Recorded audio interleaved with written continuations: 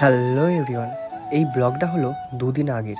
আমি ভুলেই গিয়েছিলাম তোমাদের সঙ্গে এই ব্লগটা শেয়ার করতে।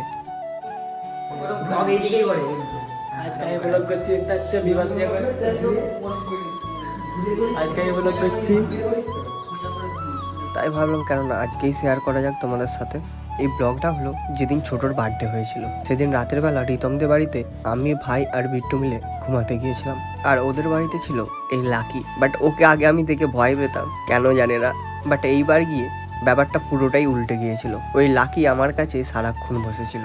সকালবেলা ঘুম থেকে যখন উঠে আমি বাড়ি আসার কথা ভাবছিলাম, তখন এই লাকির কথা ভেবে একটু মনটা খারাপ হয়ে গিয়েছিল আমার।